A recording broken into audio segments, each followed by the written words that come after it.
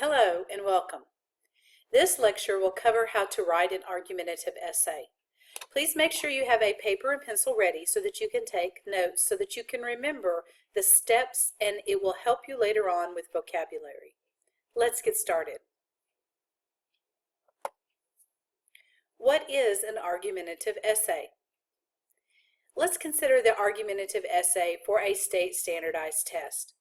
On a state standardized test, they generally give you one or more reading passages to read and then a prompt, which will include a question asking you to take a stance or an opinion or to make a claim.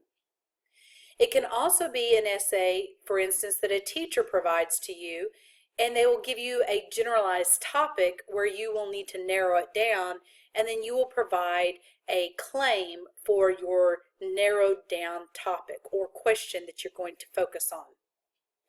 So the definition here of argumentative means that you're going to need to choose a position, a stance, or make a clear opinion or claim on that question. Then your essay is going to provide evidence from reading passages to prove your point. This is not you just saying, because I think so.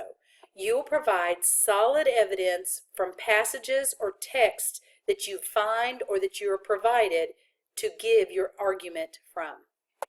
Please pause the screen and take notes on this screen that you find helpful to you. Let's talk about pre-writing. Do not skip this step. There are many of us that are very good writers, and we think we get a question, we're just going to sit down and answer it, and we start writing. Please do not skip the pre-writing step. You need to choose a pre-writing method that you're comfortable with or one that your teacher is working with you on. You could do free writing, brainstorming, clusters, four squares, outlines. There are many ways for you to do pre-writing or your first draft or gathering your thoughts together. Whatever method you are comfortable with, you need to find one that you can stick with and practice before it's time for you to sit down for a state standardized test. Please find a pre-writing method that you are comfortable with your teacher or with your parent. Please pause the video and take notes from this screen that you find are beneficial to you.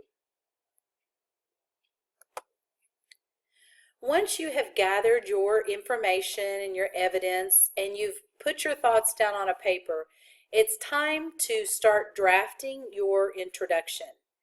An introduction needs to start with a strong hook.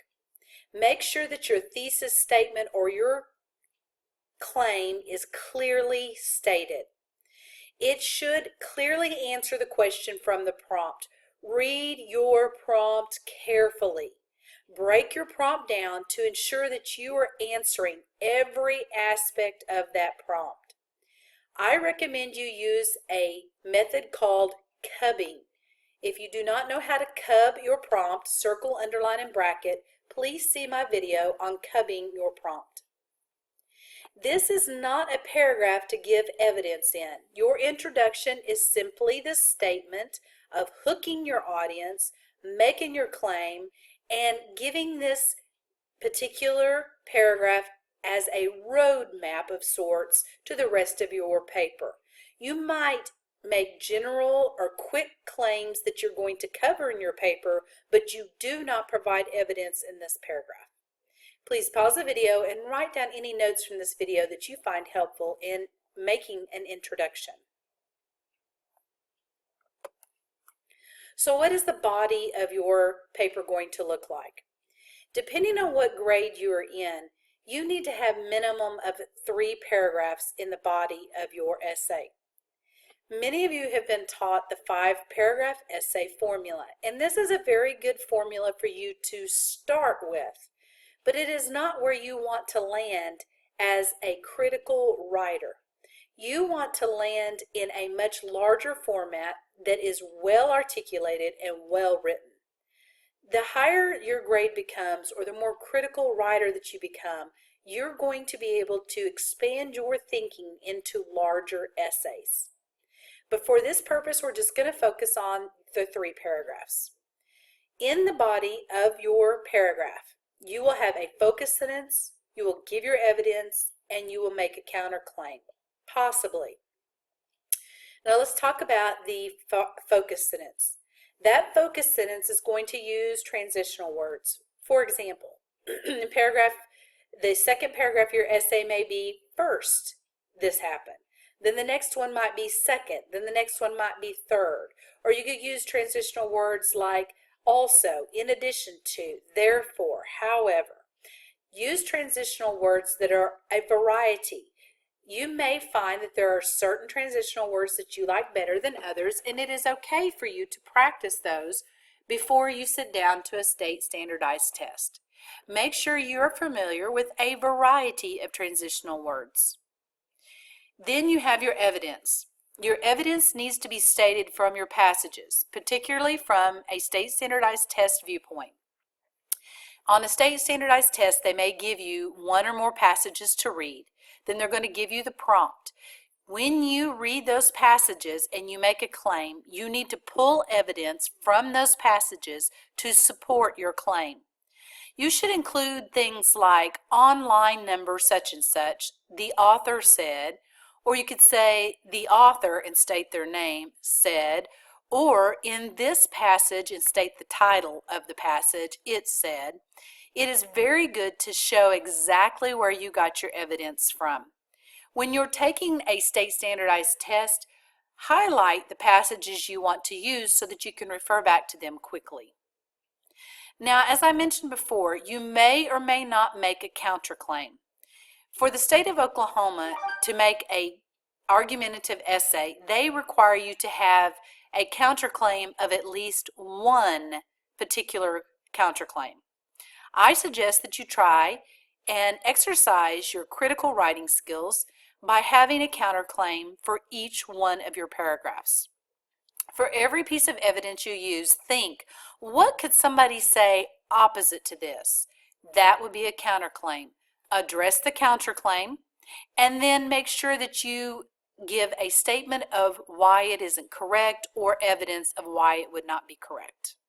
So this is how you do the body of your essay. Please pause the video and write down any notes that you find valuable on creating a body in each individual paragraph. Conclusion. Your paper will have a conclusion. Your conclusion needs to get people on your side. Be a strong finish. Restate your main claim. Do not write it word for word. You made a claim in your introduction. Now you need to restate it in different words. Say the same thing, just a little bit differently. Restate your topic sentences. Remember your topic sentence, the first sentence of each one of your body paragraphs. You need to restate those, but again, do it in a little bit different words. Your concluding paragraph will not include evidence. It will also not include any new information. Write a conclusion that you think will make the reader see your viewpoint clearly, and make sure it's a hook. Please pause this video and write down any information you see that will help you to draft a good conclusion. Notice here I have outlined what your paragraph will look like. Paragraphs and essays. All together, each line will make an essay. So your introductory paragraph is at the top with your strong hook statement or sentence and including your thesis or claim statement. Then you need to gather 3 claims. You could use a graphic organizer similar to this in your pre-writing stage or your pre-planning stage. Please, again, find a graphic organizer that will help you to organize your thoughts. What I have here is basically like an outline. Please pause the video and write down this graphic organizer as it is to help you formulate your pre-writing strategies. All right, now you've written your paper. Now what do?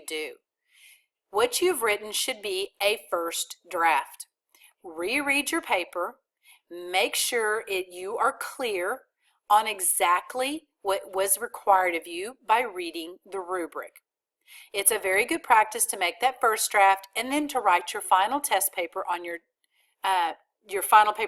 test paper, or type it depending on your grade. What is a rubric? Let's see what a rubric is in the state of Oklahoma for 8th grade and what makes a good essay. One of the areas that they look at for a good essay is ideas and development.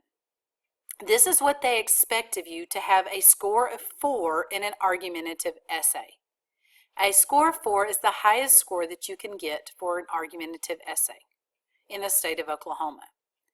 Notice that the rubric tells you exactly which skill that you should have learned and applied in writing an argument paper. If you look back at your notes from this lecture series, you will be able to pinpoint the exact standard that they're asking you to work on. So after you have written your paper, you're going to look at the rubric and ask yourself, in my ideas and development, is my content appropriate for my audience and purpose? Who are you addressing? Why are you addressing them? Go through each one of these and ask yourself, did my paper do exactly this? If it did not, then your score is not a 4. How can you make your paper better? Look at these exact items on the rubric and try to plump up your paper by addressing each one of these items. Pause the video now and become familiar with the rubric here for ideas and development.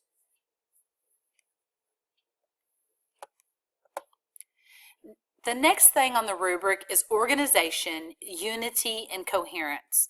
Again, this is what it takes to get a score of 4. Again, notice that there are standards here that you will need to learn and understand to apply to your writing. For example, do you remember me talking to you about transitions between ideas, how they're coherent and link reasons? You need to have those transitional words and thoughts so that your paper flows. The conclusion, remember us talking about that? Is it compelling and support your opinion? Please pause the video and look at the rubric for organization, unity, and coherence. These are the other elements that your paper will be graded on the Oklahoma rubric. These elements are graded in both grades 5 and 8. For a score of 4, notice what you need to have for your word choice, your sentences and paragraphs, and your grammar, usage, and mechanics.